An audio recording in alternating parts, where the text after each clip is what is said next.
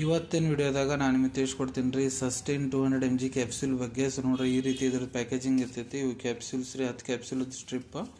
So ನೋಡ್ರಿ ಇದ್ರ ಮೂಲ್ಯ ಹೇಳ್ಬೇಕಂದ್ರೆ 371 ರೂಪಾಯಿದಾಗ 10 ಕ್ಯಾಪ್ಸೂಲ್ ಸ್ಟ್ರಿಪ್ ರೀ. ಈ ಕಂಟೆಂಟ್ ಬಗ್ಗೆ ಹೇಳ್ಬೇಕಂದ್ರೆ ನೋಡ್ರಿ ಪ್ರತಿಯೊಂದು ಕ್ಯಾಪ್ಸೂಲ್ ಒಳಗಡೆ ಪ್ರೊಜೆಸ್ಟಿರೋನ್ 200 mg ಪ್ರಮಾಣದಾಗ ಇರ್ತೈತಿ.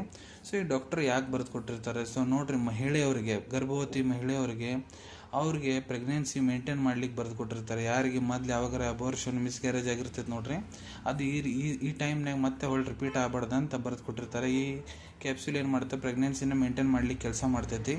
ಮತ್ತು ಯಾವ ಮಹಿಳೆಯವರಿಗೆ ಮಕ್ಕಳಾಗ್ತಿರಂಗಿಲ್ಲ, ಬಾಂಚ್ಪನ, ಇನ್ಫರ್ಟಿಲಿಟಿ ಸಮಸ್ಯೆ ಇರ್ತೈತಿ, ಅದಕ್ಕೆ ಪ್ರೊಜೆಸ್ಟರಾನ್ ಹಾರ್ಮೋನ್ ಅವ್ರ ಮೈಯಾಗ ಕಡಿಮೆ ಇರ್ತೈತಿ, ಅದಕ್ಕೆ ಡಾಕ್ಟರ್ ಇದನ್ನು ಬರೆದು ಕೊಟ್ಟಿರ್ತಾರೆ.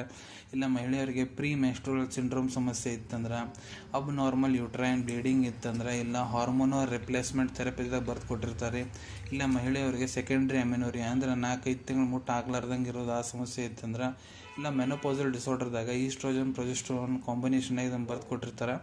ಈ ಕ್ಯಾಪ್ಸೂಲ್ ನೋಡ್ರಿ ನಿಮ್ಮ ಡಾಕ್ಟರ್ ನಿಮ್ಗೆ ದಿನಕ್ಕೆ 1 ಹೊತ್ತು ಇಲ್ಲ 2 ಹೊತ್ತು ಊಟ ಆದಮೇಲೆ ನಾರ್ಮಲ್ ನೀರು ಜೊತೆಗೆ ಬಾಯಿ ಮುಖಾಂತರ ಸೇವನೆ ಮಾಡ್ಲಿಕ್ಕೆ ಹೇಳಿರ್ತಾರೆ ರೀ. ಈ ಕ್ಯಾಪ್ಸೂಲ್ ನೋಡ್ರಿ ವಜೈನಲ್ಲೂ ಇಟ್ಕೋಬೋದು, ರೆಕ್ಟಲ್ಲೂ ಇಟ್ಕೋಬೋದು. ಆದರೆ ಬಾಯಿ ಮುಖಾಂತರ ಯಾವ ರೀತಿ ನೀವು ತೊಗೋಬೇಕನ್ನ ನಿಮ್ಗೆ ಹೇಳ್ಕೊಟ್ಟೇನೆ. ದಿನಕ್ಕೆ 1 ಹೊತ್ತು ಇಲ್ಲ 2 ಹೊತ್ತು ಊಟ ಆದಮೇಲೆ. ಸೊ ಡಾಕ್ಟರ್ ಎಲ್ಲಿ ಮಟ್ಟ ನಿಮ್ಗೆ ಇದನ್ನು ತೊಗೊಳಕ್ಕೆ ಹೇಳಾಗುಂತಾರೆ. ಈ ಕ್ಯಾಪ್ಸೂಲ್ ನೀವು ತೊಗೊಂಡ್ರೆ ನಿಮ್ಗೆ ಇದ್ರದ್ದು ಬಹಳ ಒಳ್ಳೆ ರಿಸಲ್ಟ್ ಸಿಗ್ತೈತೆ ರೀ. ಇದೇ ರೀತಿ ಶಾರ್ಟ್ ಮೆಡಿಸಿನ್ ರಿವ್ಯೂ ನೋಡ್ಬೇಕಾ ಚಾನಲ್ ತಪ್ಪದೆ ಸಬ್ಸ್ಕ್ರೈಬ್ ಮಾಡ್ಕೊಳ್ಳಿ. ಧನ್ಯವಾದಗಳು.